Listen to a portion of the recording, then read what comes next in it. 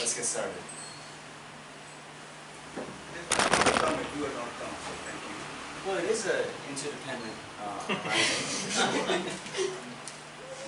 We're dependent on each other. So, but Bharat gave me these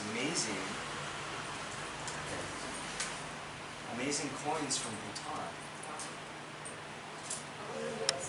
No. But you know, there's the 8 auspicious signs. There's a Dhamma chakra. And see, no jealousy. It's not jealous. Rejoicing for others. I'm rejoicing for you, but I'm just asking for me. Venerable, please. Then this one, we're not quite going yet, so I'm going to put this on later. Then on the whatever this is, this one, double door J. Oh, there used to be one there. Yeah. What happened? Yeah, it has to be pulled down. It's not the wash. Okay, double door J. And the harmonious fish, 2 fish. Where is it now?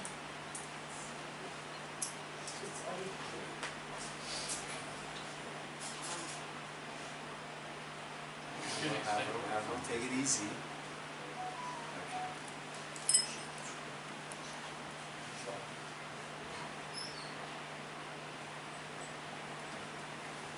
Okay. So is this, oh, this is on already.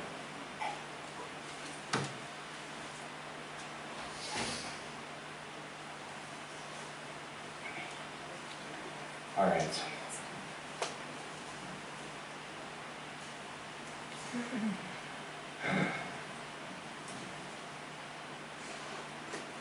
All right. So anyway, now this next hour and a half or thereabouts, we're going to have a lecture on how to practice Dharma in daily life. Is that what we said? Buddhism in daily life.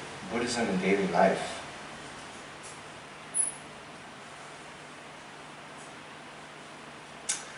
So, and then we also said that we're going to give a bit of meditation instruction. In the 4 o'clock session, we had a bit of a delay, so we did a bit of meditation at the beginning. So we can do that again now, okay? Because, yeah, that's what I had thought to do for this session anyway, okay? So just like we did, I'll give a little bit more explanation. So, in general, there's different kinds of meditation, many kinds of meditation, but one thing that we try to do, and is good to do on a daily basis, is what we normally think of in terms of meditation. So, if we categorize the main 2 kinds of meditation as either placement meditation, right? It's called placement meditation because we place our mind on one object and then try to hold it there, hold our concentration and focus on one object without getting distracted to other things, right? Hence placement. The other kind of meditation is analytic meditation, where we try to actively, think, analyze, and arrive at a certain conclusion or mini realization, if you will. So, as we talked about the motivation in the 4 o'clock session, right? Taking you through a series of contemplations and trying to generate this mind of compassion, right? That's a type of analytic meditation. But anyway, each has their own place in our overall practice. But what I wanted to start with is a placement meditation. And the one that we're going to be doing is Anapanasati, right? So sati means mindfulness, Anapana, breath. So mindfulness of the breath meditation. It's a very widespread meditation. Most of you, if you've done, say, going to a Vipassana retreat, then you'll know the first 3 days you focus on that, and then you switch to the body sensations. In any case, this is a very foundational meditation, very good. Some of its advantages are, well, one, everyone has a breath, so everyone is breathing, so it's very easy to do. Whereas, especially in the Tibetan tradition, you know, all these tankas, it's not just artwork, but there's meditations associated with them, where you visualize these particular deities, and these, you know, this artwork is a kind of meditation guide. It helps you to visualize the deity, but that can be still, even with the beautiful art, very difficult to visualize, and you know, the breath is very easy, right? Because we've been always breathing. Now all we have to do is focus our attention on that breath. Mostly it's done in a very unconscious way, right? By the way, like most of our lives, actually done in a very unconscious way. So now we're trying to bring mindfulness, awareness to this process. So let's start, okay? We can do this, you know, first every time when we start to meditate, get into a comfortable meditation position. And most important thing is to just be sitting up straight, so not slouching over. And again, if you can get into a you know, half lotus, full lotus posture, that's good. If not, just be comfortable cross-legged. Then, you know, the hands you can have on the knees. If you've, you know, studied yoga before, that's okay. Here in the Buddhist tradition, you often see this left hand down first, right hand on top, and thumbs like that in the lap, okay? But anyway, whatever's comfortable for you. I'm not, you know, very dogmatic on the posture, okay? Then continue to go up. So make sure that your shoulders aren't rounded, so you can kind of, you know, hunched over like this. You can roll them up and back, and try to have your shoulder blades, you know, aligned with the body, right? That also opens up the chest, so then you can breathe more fully. Okay? Then you want to have your back straight, and you can imagine if you dropped a Bhutanese coin from your nose, oops, and you didn't have a robe sticking out, would it hit your belly button? Okay, so align like this. Sometimes, hi. Sometimes, you know, you might start like this in the meditation, and then as, you know, the minutes go by, it's like, start leaning forward like this. So that's to just check your body alignment, okay? All right. And then just gently tuck your chin in like this. You'll feel some elongation in the back of the neck. Right? So when we talk on a more subtle level, this is aligning the kind of energy channels in your body. And then you want your face to be very relaxed. And so we have our lips closed, and we'll be breathing through our nose. But don't have your teeth clenched. So relax. And then put the tongue on the roof of the mouth behind the upper teeth. And then a little bit of suction so that there's no air. Okay? Okay. Then different meditation teachers say different things about the eyes being open or closed. In general, it's easier to concentrate when the eyes are closed, but it's also easier to fall asleep. And so, more advanced meditators, they try to open their eyes slightly as they meditate. So just enough to allow the light in. If you haven't been meditating with eyes closed before, and you don't have a habit built up with that, then just try to do it. Try to start with just a very, you know, finely opened eyes, you know, not very much. Okay. So sometimes it's also good at the beginning of a meditation session to take, 3 very deep intentional breaths. So here we can breathe in and then breathe out, forcing all the air out. And just do that 3 times. So breathe in. Really try to fill the lungs up entirely, and then breathe out. Again, trying to almost to the point of discomfort, but still be comfortable,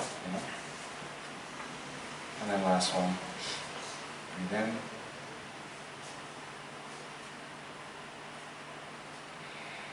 And breathe out.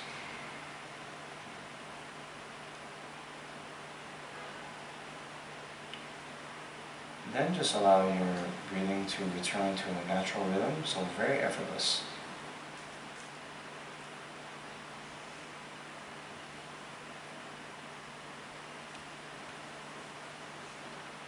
And then as you breathe in and out, as we asked ourselves before, how do we know that we're breathing?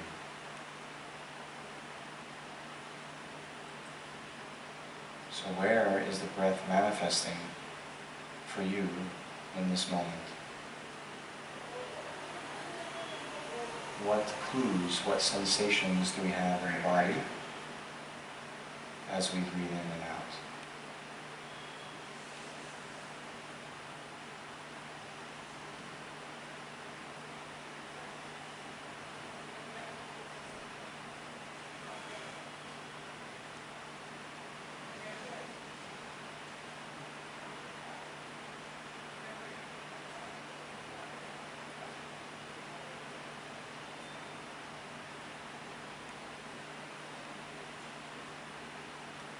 So it will differ for everyone, but some places to notice is the rising and falling of the abdomen, the expansion and contraction of the chest cavity,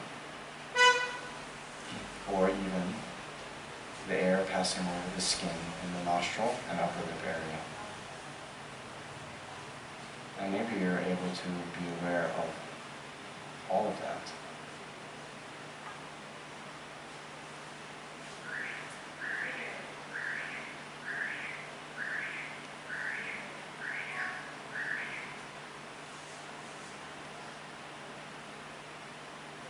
So now, just put your mind's attention on the sensations in your body as you breathe in and out.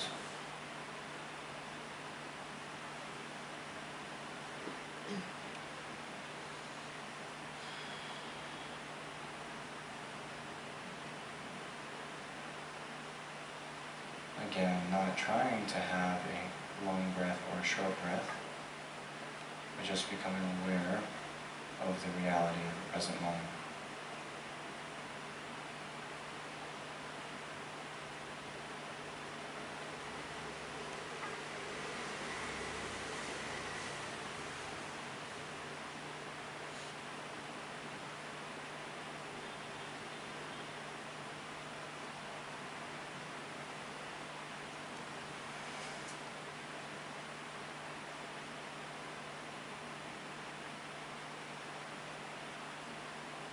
Now, as you try to maintain focus and awareness on the breath, if there's other things that appear to the mind, be they external, like sounds, or internal, like different thoughts, then don't follow after them, don't pay attention to them. You can be aware of their arising,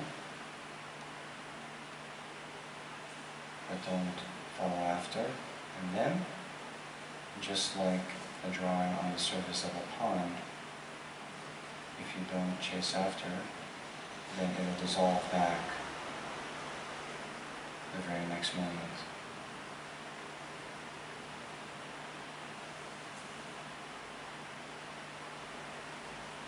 Now, for us beginners, it sometimes can be helpful to count the breaths. So you can count at the end of each exhalation, count 1, inhale, exhale, count 2, and so forth, until you reach 10. Then start over again at 1.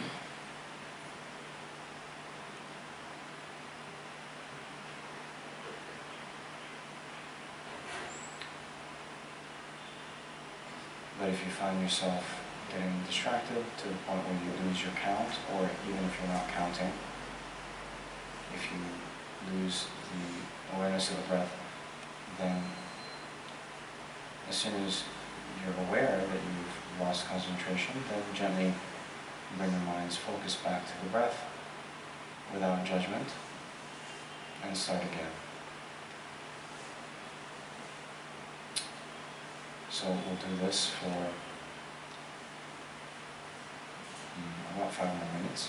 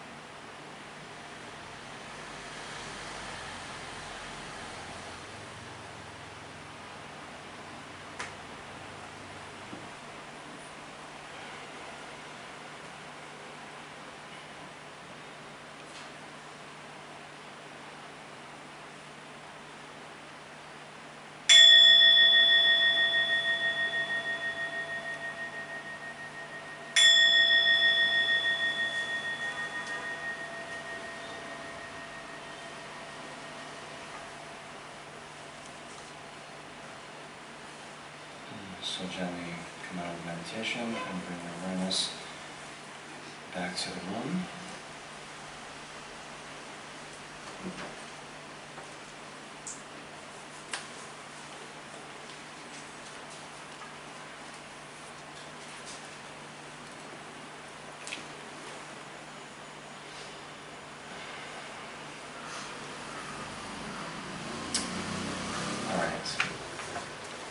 So before we continue, are there any questions about that meditation technique? Were you all able to follow and do? Yes? What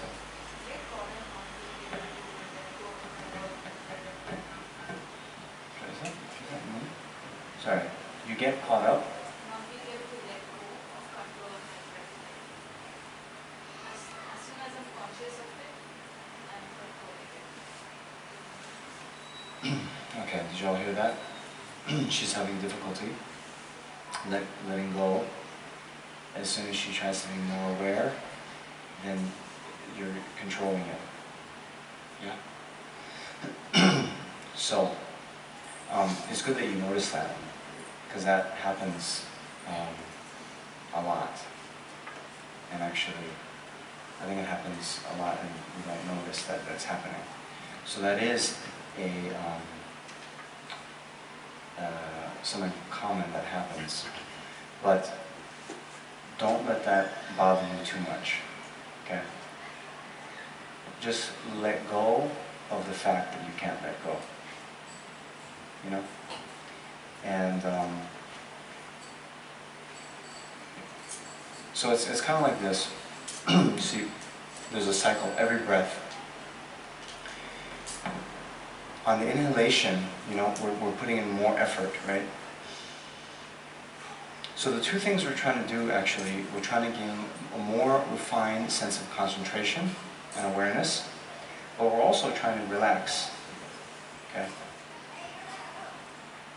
And every time when we breathe in, we can use that as, okay, since we're using the effort, we're going to refine the concentration element of it. But then every time we exhale, it's a letting go, it's a relaxing, okay? So use that natural cycle, okay? But sometimes, you know,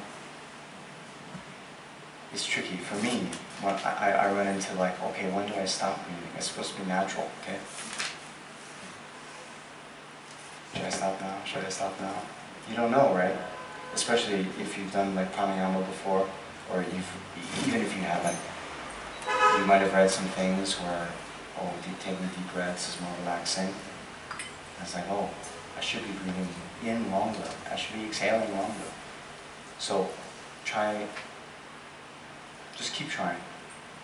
But use that natural cycle, each time letting go more.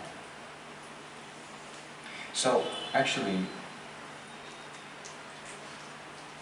I'm reminded of the great meditation teacher, Ling where I think you can find a YouTube talk where he has taught meditation, but especially this breathing meditation. So the point is, I kind of forget. It was very clever how he did it, but he had the audience just breathe, right? And then the point was, there's nothing more to the meditation than that, you know? So whatever the natural breath is, or we're not conscious of it, we breathe in and out. Sometimes that can be long, sometimes it can be short. That we're not really concerned with. We're just trying to observe what's happening. Does that help? Yeah, just try. So the other thing too, you know,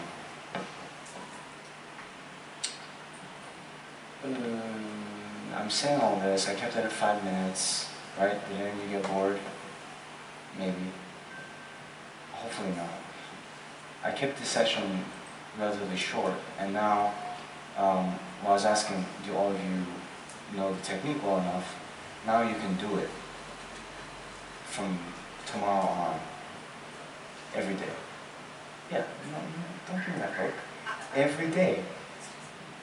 Right? 5 minutes. Okay?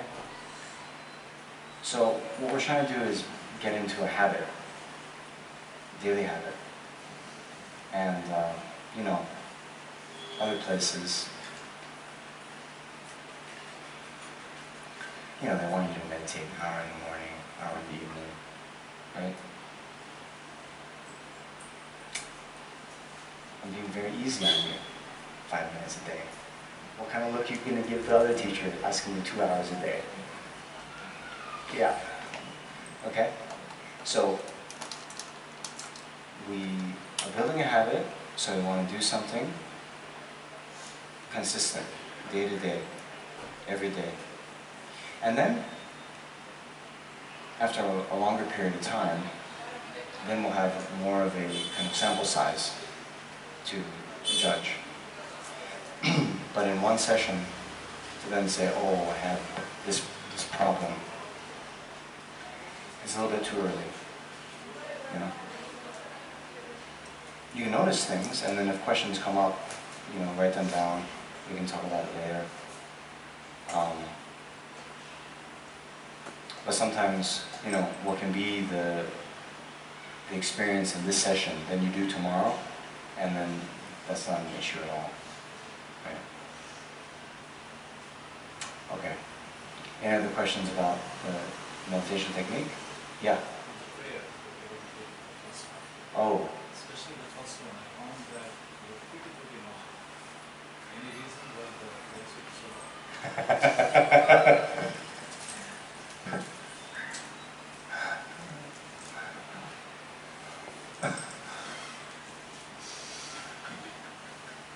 Okay, did you hear that?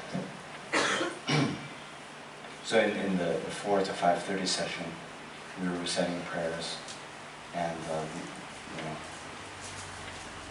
and he remarked that the prayers were long, and why are the prayers so long? And I laughed because, you know, in the Monram, right, Monram, the prayer festival, this is like, you know, yeah, this is like nothing, you know. We had the prayer session before I left. We did the Zangche Monram, and we have a book, you know, 550-page book, and we go through it, and you know, 2-hour sessions, yes, and that's long. But anyway, you asked the question, so I'll say it now. Although I wanted to just finish the meditation, but I'll say this now. So my question is not necessarily in terms of duration. Yeah. In terms of so many things being said, it could have been more like repetition. Oh, yeah. My question was Right.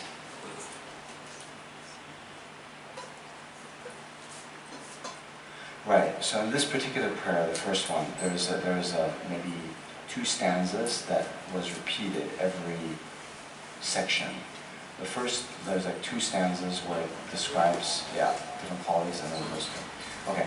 So I'm not sure this particular prayer now is called a terma. Okay. So if you look on the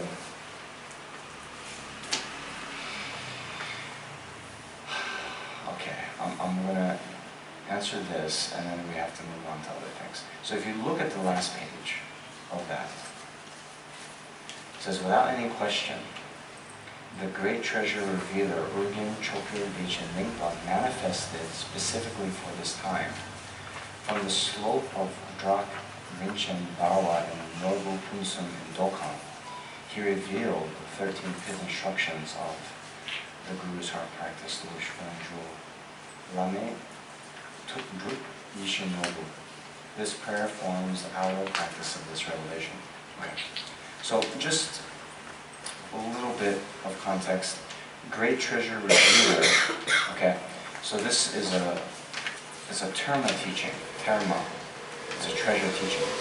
So according, I'm not sure about this one, but see, from the slope of Drak Rinchen Bawa, right? So these termas, okay, is a treasure teaching that Guru Padmasambhava himself, according to the tradition, sort of hid these treasures away, that then later generations would discover. So some would be like these dorje, like a dorje. There'll be a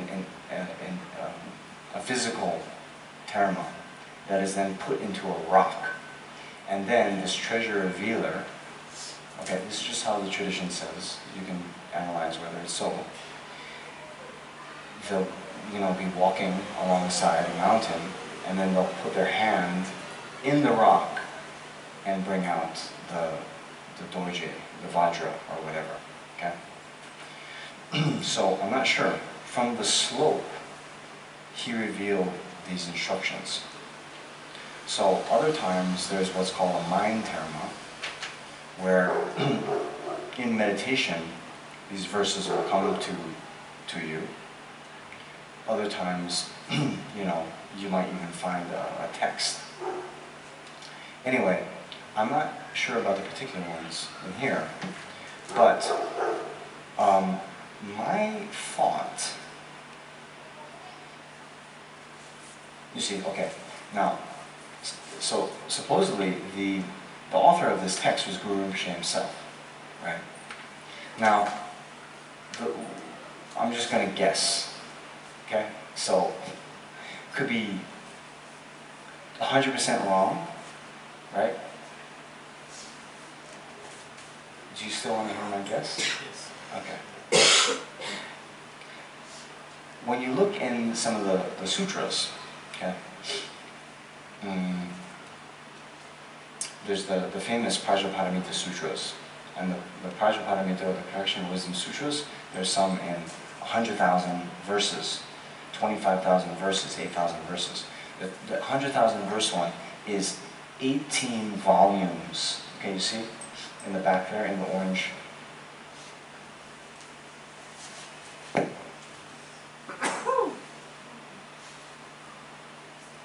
So those things in the orange, those are actually texts wrapped in cloth. Okay, so they're thick, they're long. The 100,000 verse Prajnaparamita Sutra is 12 volumes of maybe 1,200 pages, front and back. Yeah. Okay. When you go through those, sometimes it'll make these lists. Are you familiar with the Heart Sutra, anyone? Right? So, the Heart Sutra is kind of like that, right? It has these lists. There is no form, no feeling, no discriminant, no conditional factors, no I, no area, no nose, no wire. Okay. So there, the Heart Sutra, Hridaya, heart, meaning more like the essence, like distilled down to the essence. So the subject matter of all the Prajnaparamita Sutras is the same, then that one is the essence, right? So in that you have the list. In the 100,000 line, you'll have each one of those, and then you should know that form is completely empty of true existence. You should know that feeling is completely empty of inherent existence. You should know that compositional effect, and so all those things, they'll have it in a long kind of line, okay? But the order, and all those lists, right? We see, those of you who've been studying more, there's the 37 limbs, harmonious with enlightenment. There's the, 6 perfections, sometimes they call it the 10 perfections. There's the 5 aggregates, there's all this. And so, they'll go through. But it will have the same order. And then it'll just be kind of one thing that is changed, different in each line. Okay? So Why is it bad? This is my thought. If you're then to memorize, or you wanted to memorize that, it would become very easy, right? Because although it might be, a whole volume of that, if you know the 70 of this and the 37 of that and all those lists, and then, okay, the first one, it's all of these are empty of true existence, okay? Then, if you know the 70, then it's just, Shariputra, know that form is empty of, true existence. And then, you know all 70, you know the first 70 is empty of true existence, okay, Shariputra, then you have that basically memorized, okay? So those texts, before they were, committed to memory,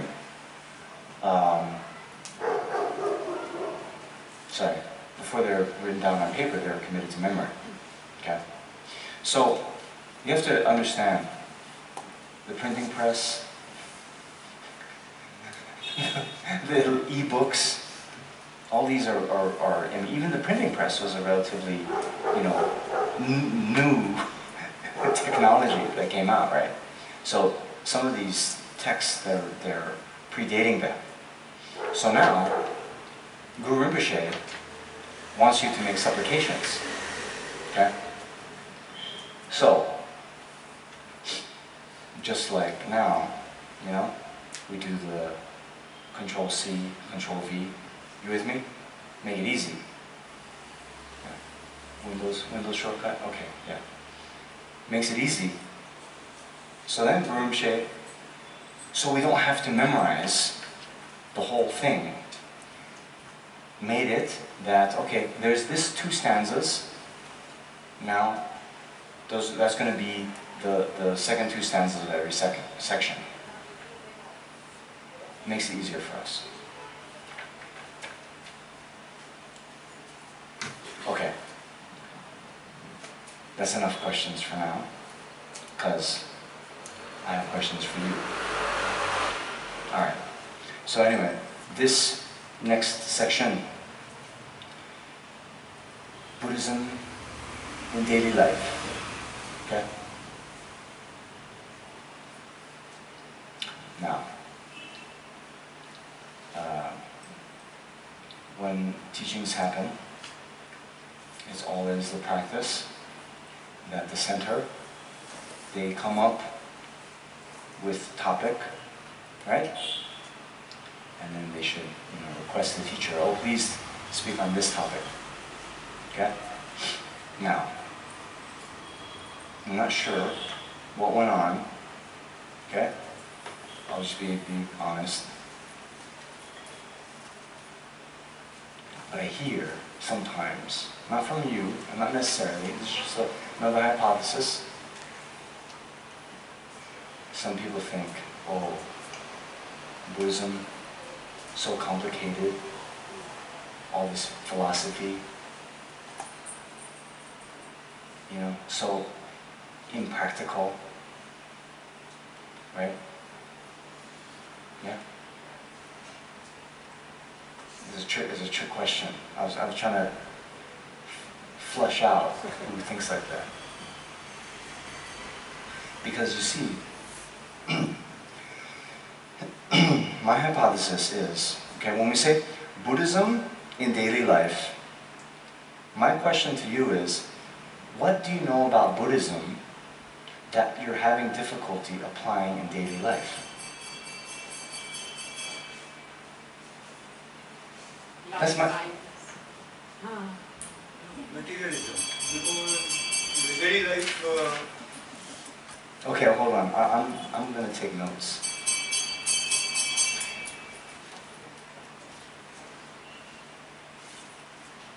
Sorry, because Saket said materialism, I'm not taking out my wallet and being like, here, having a problem with materialism. Yeah, exactly. Because the answer to materialism isn't more material possessions. Okay, but I'm taking out a pen. I'm going to write this down. Because, you see that? I do have a list. You don't have to read what's on it. But I was preparing for this talk, so it's not that I'm copping out, you'll see. But then the question came to me, this very question I asked you. You're saying Buddhism in daily life, that's so difficult. Then what do you know about Buddhism? Because normally we do the other way, right? We'll teach you about Buddhism.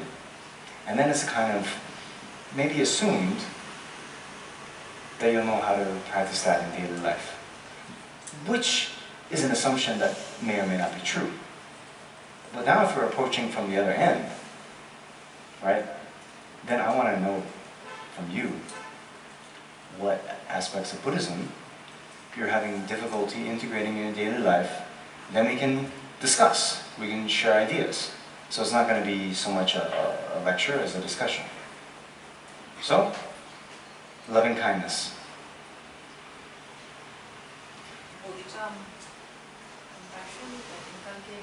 Extreme compassion. Okay. I've heard this term.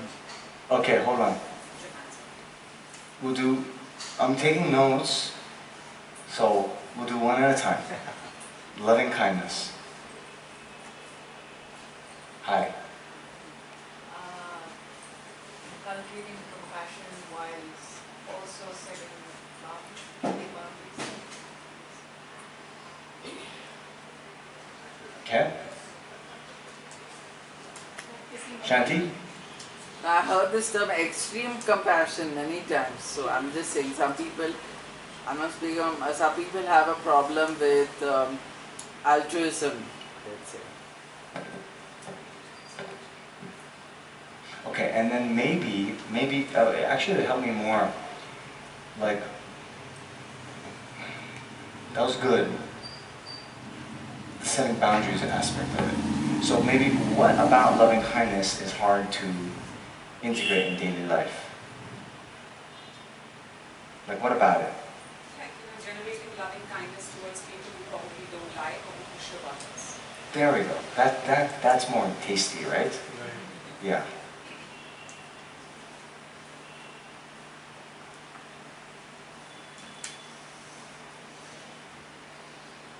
Okay? Oh wow. Namaste. Have a seat. If you can find one. Wow. Okay, so sorry, then Shanti, I don't know what extreme compassion means. I don't know. I guess compassion towards everyone and like giving up, giving limbs, I mean not technically, but being able to forego your own happiness for others, putting other people above yourself in terms of compassion. Okay? Sorry, Dilshad? Practicing morality. Okay, so what about practicing morality is hard? Like she said, generosity when you are giving something to others. That time, ourselves more important than others, unable to give anything, materials, thing or anything. Okay? Sorry, yeah?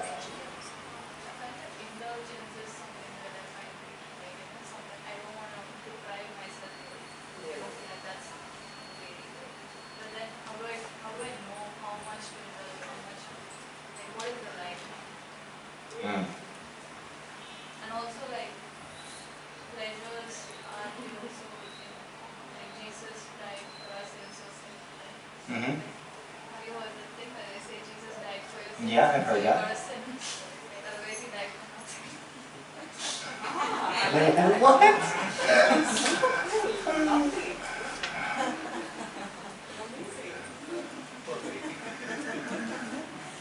I mean, to make it worth his while, that kind of thing.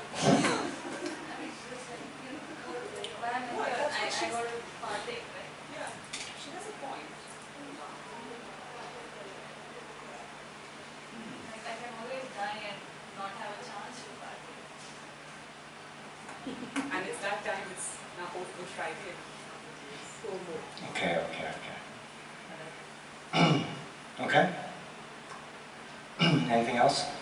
Non-attachment. Non-attachment? Yeah, like Yeah. if I try to be in the present moment and not try to be too attached to the outcome of something, especially when something good has happened, how do I not sort of get ahead of myself and get too attached to what it will lead to, the anticipation of things. Right. Self-compassion. I mean, what should I say? Everybody says what it is, but nobody tells you how to do it. Mm-hmm.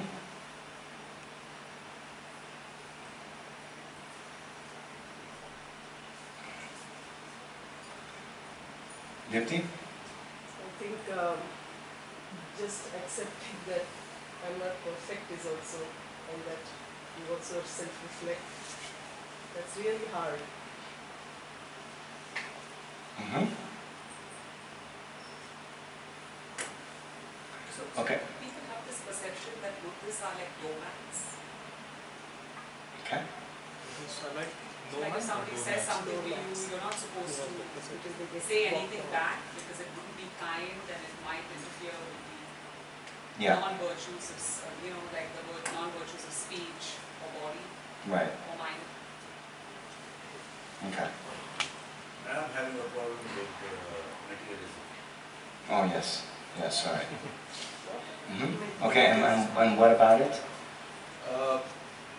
You have to find the right balance between the material world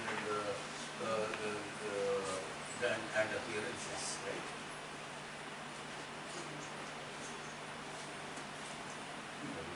Appearances, and then Maybe they don't.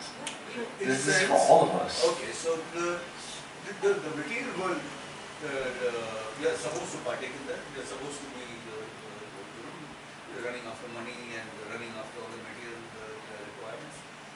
Whereas on the other hand, it's so clear, the teachings are so clear that this is all just appearances, that it's your own labeling, it's your own influential colonizers at work, miserably that too. So Right. when we know that, and at the same time there's pressure by your peers, by your relatives, by your parents, brothers, sisters, children or whoever, that there's really no point in your talking philosophy. Okay, get back to the real world and start earning money. Is that kind of thing, whereas you know that's not the path, you know that's the path to misery. Yeah. Yeah. Okay. So I am facing a very serious problem on that actually. Until I was facing, then I know. Okay. Yeah. Great. You had your hand up again? I also wanted to add to that. Yeah. I sometimes feel like if not choosing material things or things that might just, even though they might cause me misery, even though I can recognize that this thing that I desire also brings with it like the other side of that coin is misery. Like I feel like what do I do if not that? Like how do I can't do nothing all that. Like I'm not capable of doing nothing for extended periods of time. So I got to do something. And what do I do? I'm good for that. There's there's the expression, don't just stand there, do something. Right? So there's an ad for a meditation cushion in the Dharma magazines.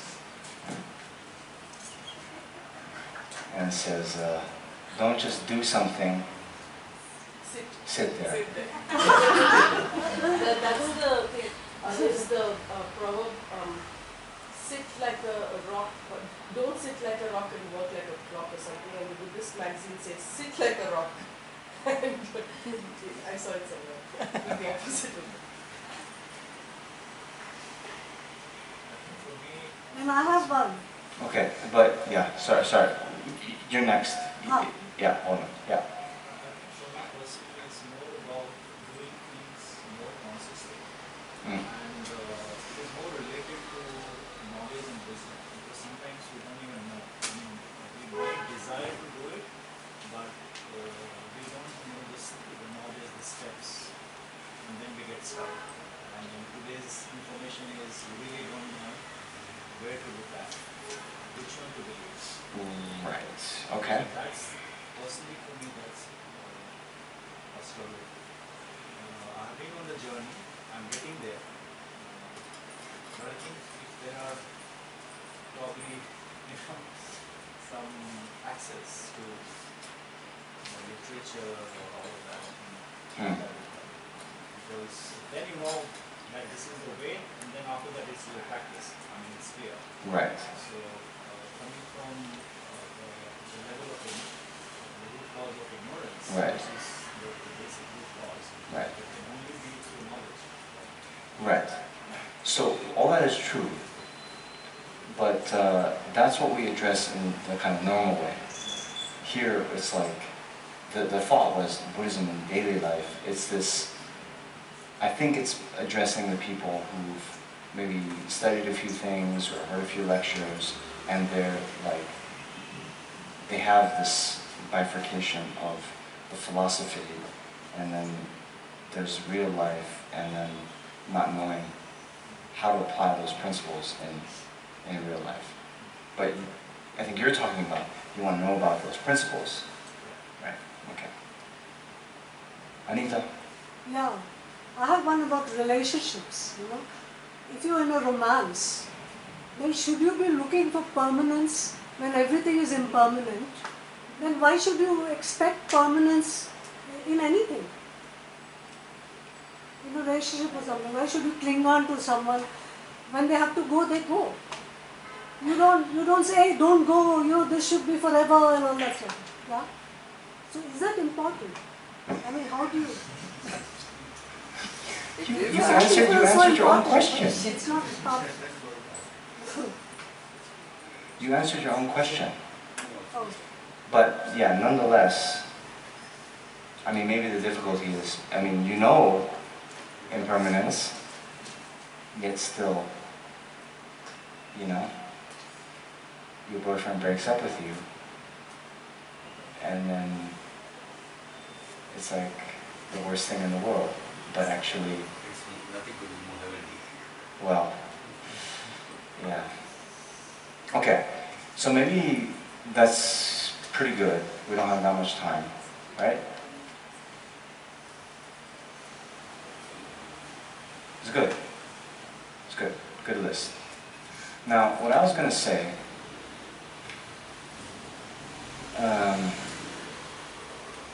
because I didn't know how much participation I get from you. And it really depends on the group, right? Sometimes I'm like begging for questions and everyone is sitting there like in, you know, like they've taken a vow of silence. But you guys, it's good. A lot of questions. It's good. So, I'll just say, because I'm thinking like this, when we say Buddhism in daily life, first we need to know something about Buddhism. And then, we need to think about our lives. And then we need to draw the connection about how we can apply the principles of Buddhism to that daily life. Okay? So, in a very fundamental way, if you go away from this talk knowing nothing else, okay? Well, I hope you know about meditation. That's easy. But if you want to know something about Buddhist philosophy, then know this. There's two things, okay?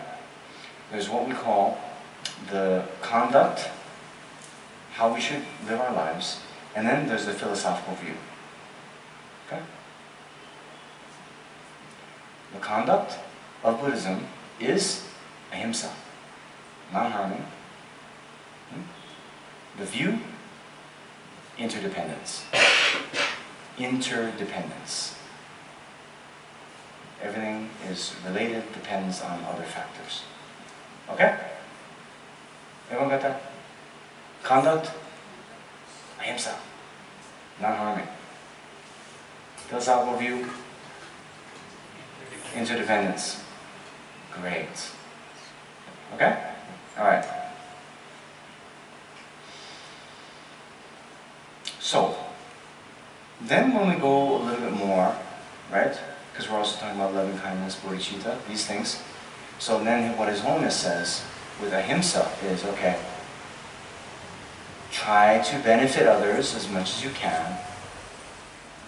When that's not possible, at least don't harm them. Okay? So that's nice. Okay? So ahimsa, non-harming, is the sort of baseline. And then those opportunities where we can do more, we try to do more and actually benefit them.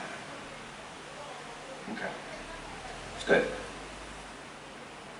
That's morality. Well, so we're going step by step. Okay? So this is what we're saying. The conduct, how we conduct our lives. Not harming, benefiting others when we can. Okay? Then, philosophical view, interdependence. Alright. Now, when we start to get more into the practices, right? One way of then categorizing these practices is the 6 perfections, which some of you might have heard of. Yeah? Those, we have generosity, ethical discipline, patience, enthusiastic perseverance. First is generosity. Wait, then what did I say? He said generosity. Yeah, second is morality.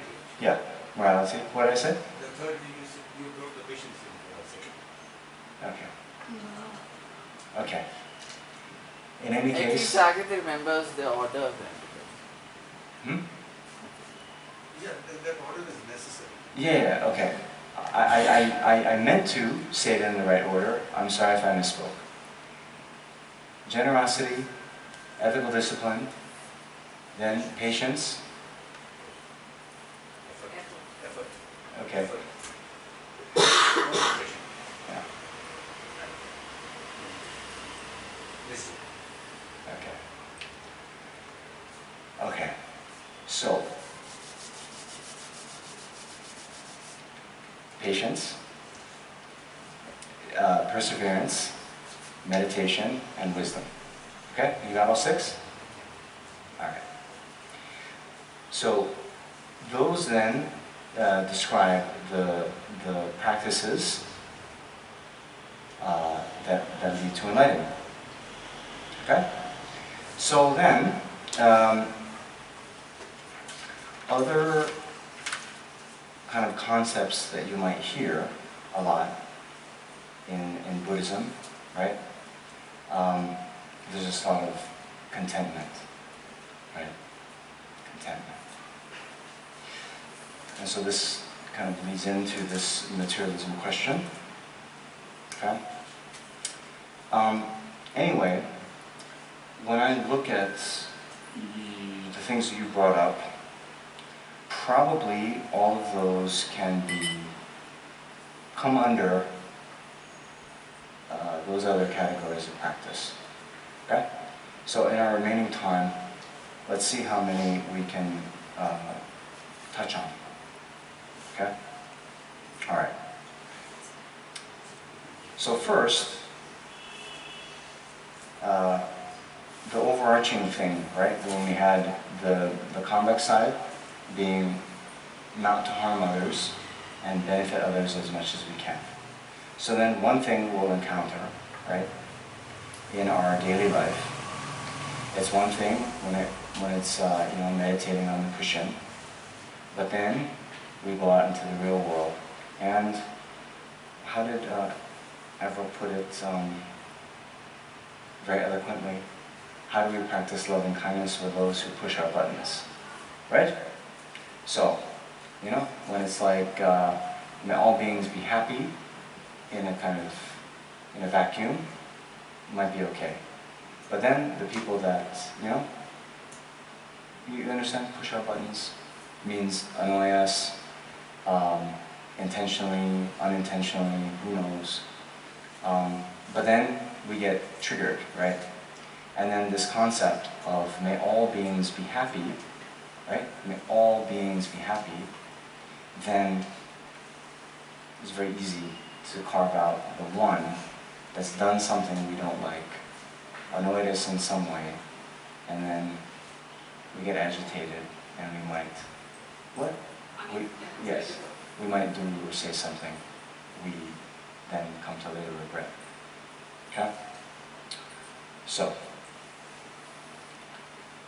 this actually is very in tune, or kind of in line, with the practice of patience, where here, and we studied this more in depth when we talk about the six perfections, but see, the patience here, it's a bit of a problematic translation, because normally when we think of the English word patience, it's like, you know, we're waiting for a bus, and it's like, okay, he's very patient. But here, in the context of the perfection of patience, it's willingly accepting harm.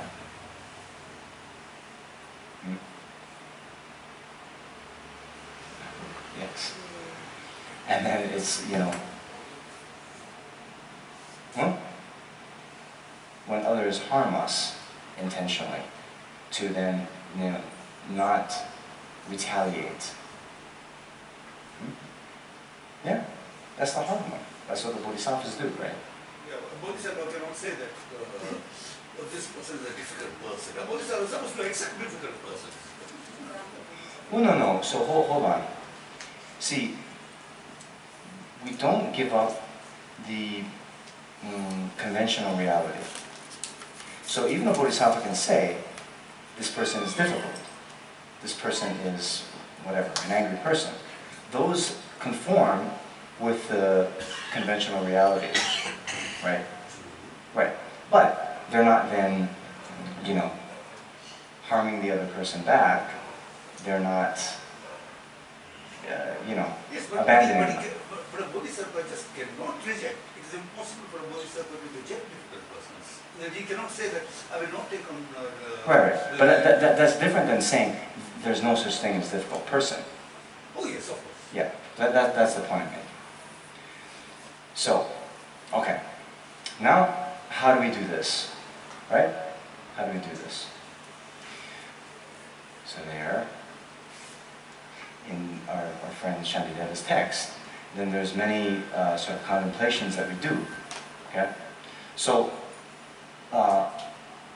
since we're already running out of time, one that's very helpful, I mean, in my own sort of life, in my own practice, right?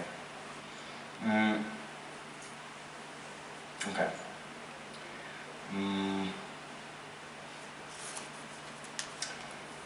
Reflect on when you've been difficult. Have you? In your life? Once or twice, maybe. Long time ago? I was just going to say that most of the time. Okay, oh. So, if that's the case, see,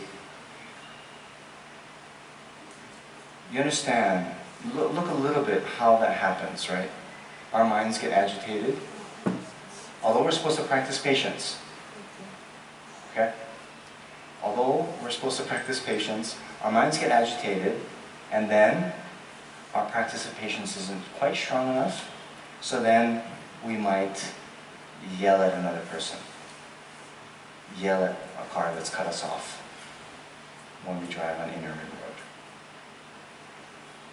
Okay? Say that again, please. We yell at a car No, the that point before has that cut us off. was Oh, what? Our minds were saying. I can start over. When someone has done something to provoke us, we should be practicing patience, but our practice of patience isn't quite strong enough. So, instead of willingly accepting that harm or that situation, we then yell at the other person, we curse at them, you know, like that, right? Okay, so we know how that process happens for ourselves. Now, when someone else does that to us, to then think, they too went through a similar thing, right? There was some little agitation that came up. They don't have the very strong practice of patience that was willing to accept. And then, whatever, their words came out and they cursed us, right? So already like that, there's some empathy that can come, right? Right? So just like when I get agitated and I lose my temper and I say this, oh, this other person who said this to me, oh, they probably had some kind of agitation. Maybe they tried to control themselves, but instead they couldn't, and therefore they found me. Okay? Already, it's a bit of softening, right? It's a bit of softening. I mean, Shantideva, how he, I'm not sure all that feedback, if it's from the position. Well, they're not for me to recommend that I'm wrong, that probably they could do far more damage to somebody else here at least. Is that what you mean? Well, no, but that's also true. What I'm saying is, okay, when we lose our cool, when we lose our temper, right? It happens. It might happen several times in a day. And for the most part, we still think of ourselves as being pretty okay people, right? Right? We're pretty okay. Yeah. We're trying. Ask anybody how you say.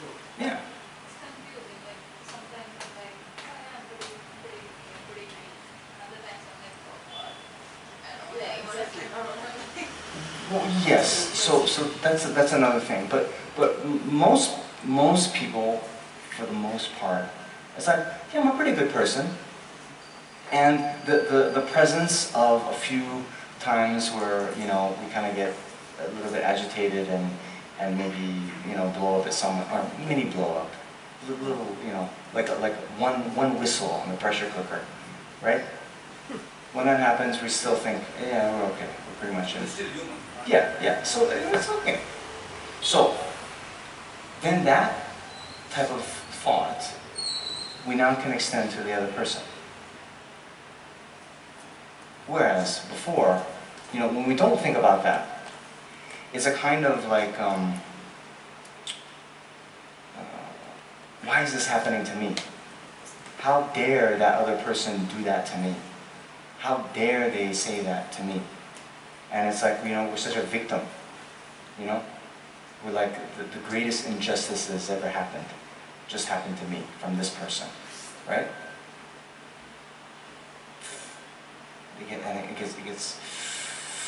It expands, you know? So we're trying to do something that then prevents that. And remember how we were saying, you know, we have these distorted views of reality that then make us view the world in, you know, yeah, ways that don't accord with reality. And this is how that plays out in a more practical level, right? We're reviewing that as, you know, that person is the aggressor, bad, from their own side, inherently established. Just like this cloth is red, right? We see the bad person out there. And then anger can happen, but easily. So anyway. But we don't think he could be a bodhisattva in disguise. Well, okay, so, Saket, I appreciate your contributions. There are many ways to do. I'm just trying to talk about one, right? So that whole thing is true. So, you know, and in the Shantideva text, all this stuff, there's like, you know, pages and pages and pages of commentaries. I'm just trying to, in this 90-minute session, now we have 10 minutes left, trying to give one, you know, the one thing that's going to do, you know, that's going to maybe help the majority of the people here, right? Okay. All right. So that's the one thing for pushing, you know, people who push our buttons. Okay? All right. So then, another thing that came up in a few of your sort of questions was this boundaries, or in other words, although we were trying to have this altruistic motivation, right? Then you hear the stories of bodhisattvas or, you know, great beings giving away their limbs. So if we're trying to benefit others, then what about me? What's the limit? What's the boundary? Okay? And so, or even actually, on a similar way, when we think about our own kind of well-being, right? And we think about generosity to others, right? What does that mean? Do I give away everything? Do I just go live on the street? You know, where is that? Okay? How much we, in the worldly sense, take care of others versus how much we take care of ourselves. That is a question.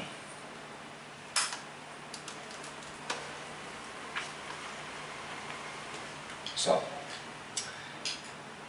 one way to approach all of this, there's a saying that we start where we are, right? Start where you are, okay? And so when we read these, you know, great biographies of the masters, and we see all these, you know, very daunting deeds that they do, we're not quite there yet, right? But what can we do?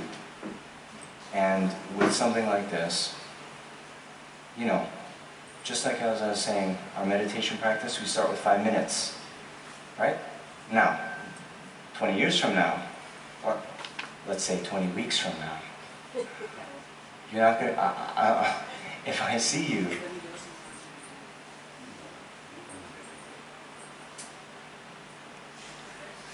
non-harming. Okay. 20 weeks from now, I hope we're not still meditating 5 minutes, right? We gradually go, right?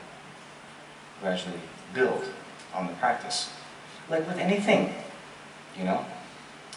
Some of you, you know, if you're into anything, right? Learning a musical instrument, sport, right? Any new skill, learning a new language, you start with the basics, you build on that foundation, okay? So similarly, our practice of bodhicitta, our practice of generosity, okay? So now, you read about the bodhisattvas giving, you know, giving away their limbs. We can't do that. Okay, what can you do? What can you do? Can you Donate something. donate 100 rupees? Good. 400? Good. For someone. Okay.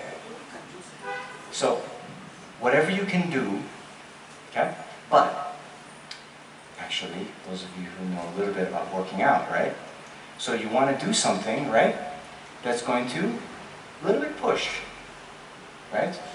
If you can, for example, you're trying to run a, I don't know, 5-minute mile, 6-minute mile, where are you at now?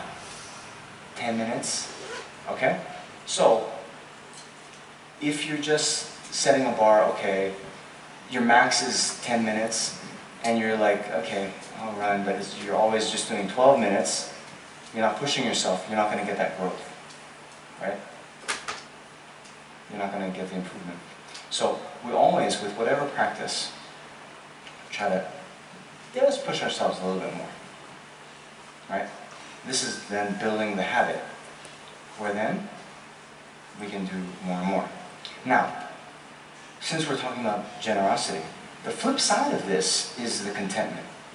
Because as Shantideva says in Bodhisattva Charvatara, actually the practice of generosity isn't to alleviate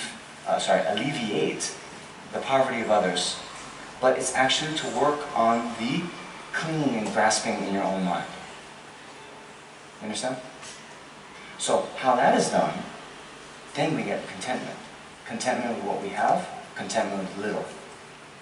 When we have that, we know then, okay,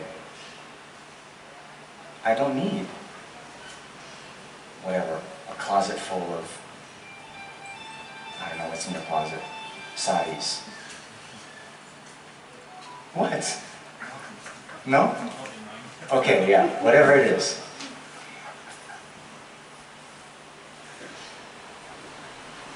Whatever it is, you know? So then, you know, the practice of minimalism, you know, this has become a little bit popular, right? Decluttering, Marie Kondo, all this business, right? Right? It's become a little bit popular, but there is real nuggets of wisdom in that, you know, being, you know, content with little, then frees yourself to practice generosity, right? Okay, so let's see, almost out of time.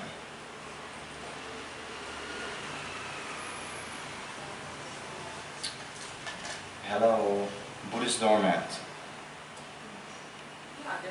Yeah. So then, this is also something, it's related to setting boundaries, right? Because when we're now trying to benefit others, okay, we have to understand also our current limitations, right? So, there's this big concept now coming up, compassion burnout. Yeah, some of you have seen. So especially in COVID times, a lot of people in the kind of medical profession, right? Compassion fatigue. Fatigue, yeah. Fatigue, yeah, compassion burnout. You see them both. So this thought, right? Always giving, right? Not doing anything for yourself. Burnout, you quit. Okay. So this is related to the self-care that I think someone also brought up. How do we do it? How do we practice self-compassion? Okay. So part of it is recognizing one's own limitations, and I think you might have said also, we realize we're not perfect right now, and accepting it. This is part of the whole start where you are. We realize we're human, we realize we have limitations, we have to eat, we have to sleep, right? We can't just be working 24 hours for single beings. And it's okay. We start where we are, we try to do more and more. We're not going to, if we're running a 10-minute mile this week, we're not going to be running a 5-minute mile next week. Not going to happen. So, remember, we take a very broad perspective. As the Kadampa dishes say, right? Have a vast mind. Yeah? Be even-keeled. I'll explain what these mean later. And don't squeeze yourself. Okay? Have a vast mind means in our motivation, we have as our goal to attain enlightenment for the benefit of all sentient beings. Now, in the normal sessions, we're going to talk more about what that means. But just for now, enlightenment means being omniscient in a very literal way. Knowing everything that exists. Okay? We're going to become Buddhas. Okay? That's our goal. Okay? Yeah? So, it's like, when I'm saying like, oh, run a 5-minute mile, and people are like, oh, no way. This is like, not even close. Being an omniscient Buddha, that's our final goal. Okay? So, for most of us, sorry to burst your bubble, it's not going to happen in this life. It's not. Okay. So now we have this vast goal. So that should also bring a sense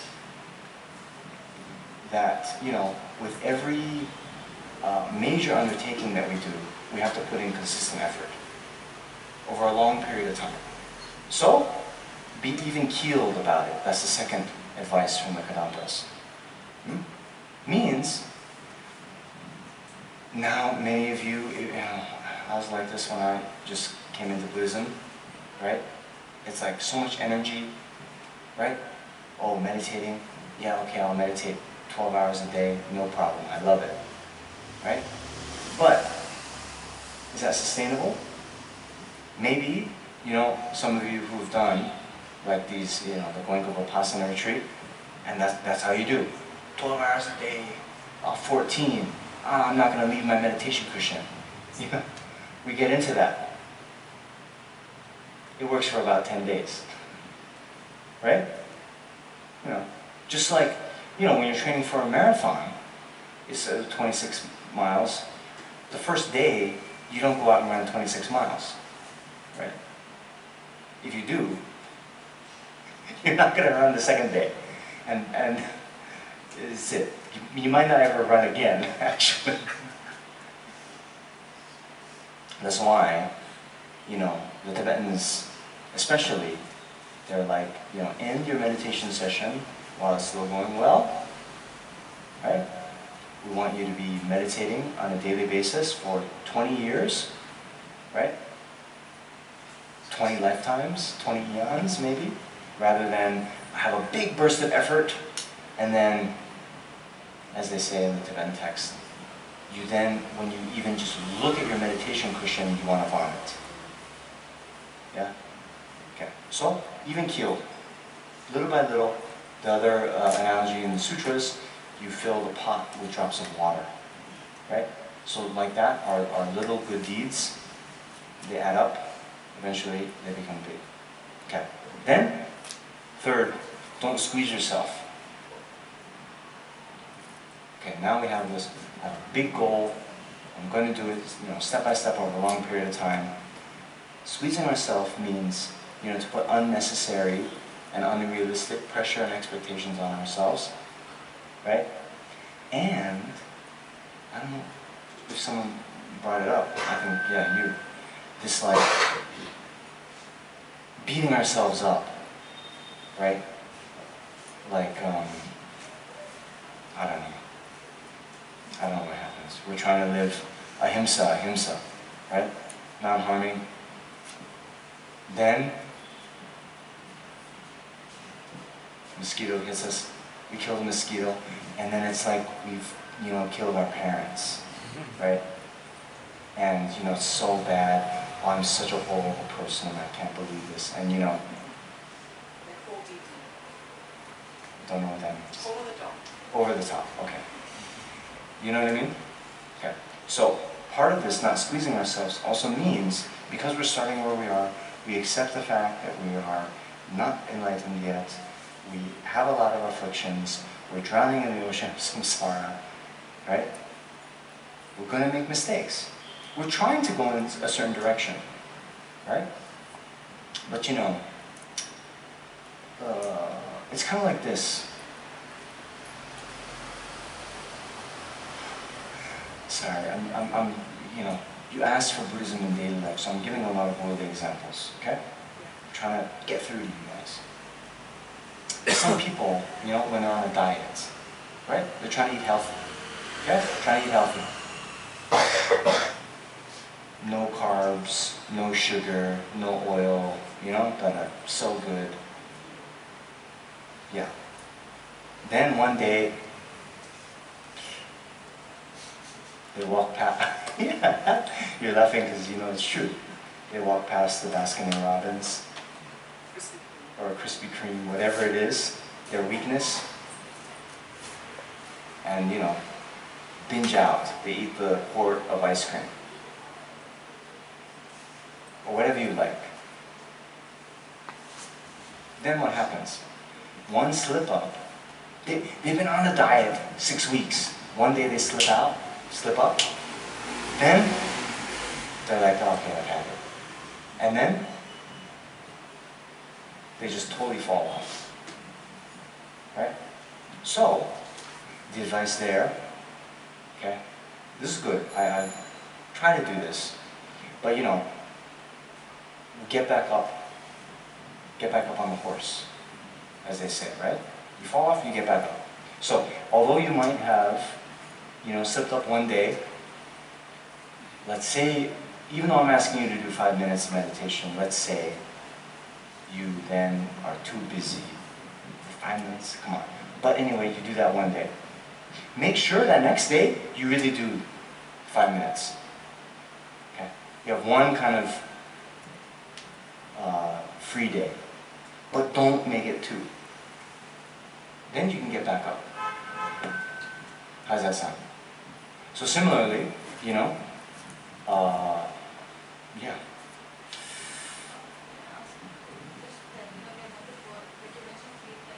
Hmm? First one, have a vast mind. In terms of our ultimate goal, right?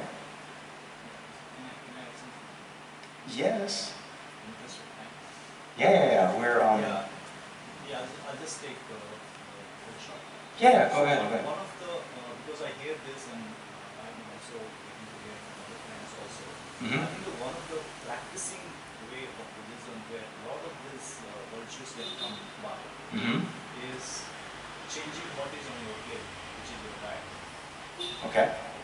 Because you might forget to meditate, but you will not forget to eat because the hunger will be there even if you forget. Okay. So if you are able to change, and I'm talking about a very conscious diet, which is more of a plant-based, and you know where I'm coming from, then effectively you are spending at least 30 minutes, if you're talking about 2 meals, 3 meals, on that. And that diet invariably will change a lot of things in your body and mind. Then I think that's the start.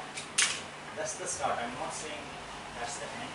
But a lot of things will get aligned if you just switch what you are eating. And it takes care of, beyond you in terms of the environment and so many things. But that is a decision that you don't have to force on yourself. You can get there eventually, not right now, as you said, gradually. But you can get there in this life, and you can continue to be very conscious of what you do. Okay. So, thank you. For those who didn't hear, the hypothesis was, one thing we can do that will then have knock-on effects, I'm paraphrasing, knock-on effects, to other areas of our life, is to take care of our diet first. When we take care of our diet, it'll have a knock-on effect, if you know that expression, to other areas of our life, and then, we'll at least go in the right direction. So, I actually I read a lot of literature in the kind of self-help space, right? And different authors will say different things about trying to find this, because the thought is, right, one thing is, you don't want to do too much at once if you're trying to turn around your life. And, there's these guides where they say, okay, I did a yearly review, and you kind of think about all these elements of your life, your relationships, your finances, your professional life, your personal life, your spiritual life, blah, blah, blah. And then you try to identify areas which you can improve, but they say identify no more than 12 and only try to tackle one per month. Because if you try to do too much all at one time, you end up, we're kind of limited in what we can do in a short amount of time. So, some do say, right, because, the health is very important, right? Health is important. There is a connection between body and mind. And so, some will say, getting your diet. Some will say getting your exercise. Some will say getting your sleep. Those 3, the pillars of good health. And an argument can be made for any of those, actually. Because, when we exercise better, that also has an effect. My friend told me this. Anyway, we're almost out of time. Maybe we're out of time, but I'll just share this with you. A friend of mine, I just went back home. I met him.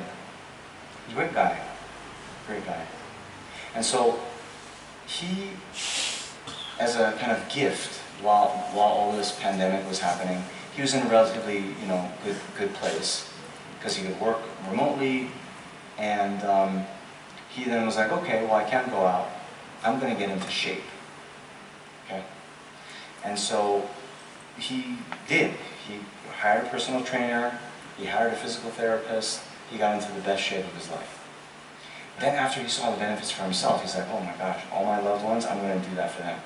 So he then told his relatives, okay, I will give you, sessions with a personal trainer. Okay? So he had a cousin, he's my age. He had a cousin who was 18, freshman in university. And, sorry, if you don't know, in American universities, what do freshmen do a lot? Drink, party, go out, stay up at night, all this stuff. So he then, sponsored these training sessions for his nephew. Nephew got into it for a little while, but then stopped because it was adversely affecting his going out. Okay. Now, a couple years passed, and he says, okay, I had the offer still on the table for him. So then he started again this year. And maybe, if he was a freshman when the pandemic started, maybe he's now, I don't know, third year. Now, last time my friend spoke to his cousin, he said, you know what, I don't drink anymore. I went to the sessions, and then, that was the silver bullet for him. Because he was training so hard in the sessions, then when he goes to eat, he's like, what the heck? I spent all that time, hard work in the gym, now I'm just going to eat pizza? Right? And then I'm going to, go out and drink late at night, and then I have my next, gym in the morning, and I'm going to feel tired, I'm not going to be able to give my effort. So then, for him, that then made his sleep and his diet better because he had invested in the workout, and he didn't want to then lose that momentum. Just interesting story. I don't know how he did it, but he's the only one in his friends. And so what he did then, to not miss out on the social time, he then is the designated driver for his friends. And he told his friends, okay, instead of paying the Uber to go home, you just give me the, whatever, 20 bucks. And so he also gets a little financial advice, reward from it. Anyway, you guys got me? So, look,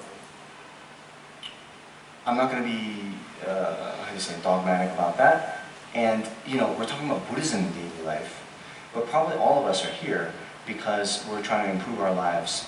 And some of the improvements we're going to make, it's not about Buddhism necessarily, right? I mean, Buddhism didn't say that Buddha didn't talk about low-carb diet or anything like this, but it probably would be good to cut out sugars and Coke and stuff, right? Anyway, so, you guys, our time is up, but let's start from just a review, big picture. What were the two things I wanted you to remember? Conduct? Yeah, and what are they? Ahimsa, non-harming, try to benefit, and interdependence. Okay? Alright. So now, it's up to us. When we think in our daily life, we know the concepts, now we have to apply them. Right? So, along with diet, we could think, alright, is my diet adhering to these concepts of ahimsa, non-harming? When we think about it more, we will go to plant-based. I'm advertising. I'm trying to be vegan, actually. Thinking about that more and more. We have problems finding a vegan cake. Yeah. No, I can give you many numbers. Anyway, you guys with me? So, start where you are, try to improve, think about these things, try to apply in your daily life. When there's problems, dilemmas, write them down, we can talk about it next time. Okay? Alright, so let's end it there. So all this positive energy we've accumulated from coming together with a virtuous motivation and this wish to benefit ourselves and others, right? Then what do? We dedicate it for others. And so due to all the positive energy that we've created in our time today, may all the beings, even the ones that push our buttons, right? May they be free from all their suffering, and may they achieve peace, well-being, and happiness. And then, just as we want to develop ourselves with the altruistic intention, we want to generate the qualities of wisdom, compassion, and so forth, may all these good qualities also, be generated in all beings. May they, be enriched by these good qualities. And then all the problems we see in the world, war, economic problems, problems of, disease, natural disasters, environmental degradation, may all of these also, be pacified. Okay, we'll leave it at that. So we have another session tomorrow that's going to go more into the philosophical side, but don't worry, you guys can handle. Okay? It's going to be 10 to 1. And yeah, look forward to it. So thank you for coming, and let's end it there.